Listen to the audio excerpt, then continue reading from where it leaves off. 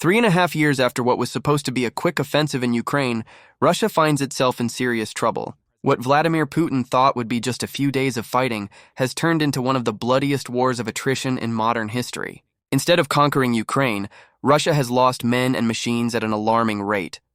The central problem is military equipment. Russia began the war with one of the largest arsenals of tanks, artillery, and armored vehicles in the world. On paper, that gave it a huge advantage. But the reality has been very different.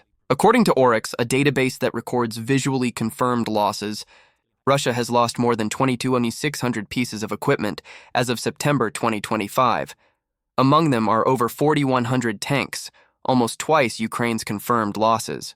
Analysts believe the real numbers could be even higher.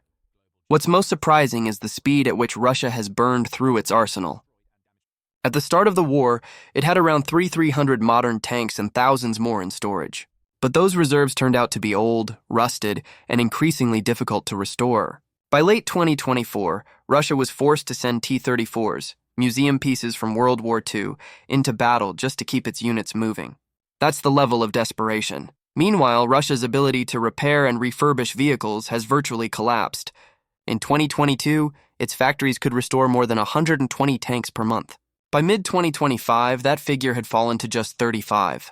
The best quality vehicles were recovered first, leaving behind wrecked hulls that require massive resources to make usable again. Ukrainian drone strikes made matters worse, destroying tanks completely instead of just damaging them.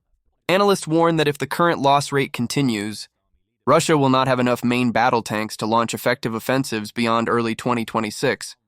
Clear signs are already visible.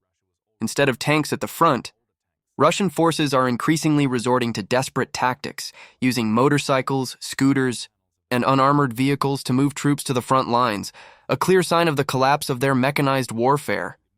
And tanks aren't the only problem. Russia's once famous artillery advantage is also fading. Domestic shell production can't keep up with the 10,000 rounds fired daily. To make up the shortfall, Moscow has turned to North Korea, purchasing millions of shells, many obsolete and unreliable. Reports suggest that half of them don't even work. The skies offer no relief either. The Russian Air Force, once one of the largest in the world, is operating at less than 3/4 of its pre-war capacity. Sanctions, overuse, and a lack of spare parts have grounded more aircraft than factories can replace. Even its prized S-300 and S-400 air defense systems are being destroyed at an alarming rate. Beyond equipment, Russia faces an even deeper crisis: manpower and money. It's estimated that over 1 million soldiers have been killed or wounded. Defense spending now consumes 40% of the federal budget, while oil and gas revenues, the backbone of its economy, have dropped sharply. Unless something changes, Russia faces a harsh choice: scale back operations to preserve what's left, or press on and risk exhausting its army by 2026.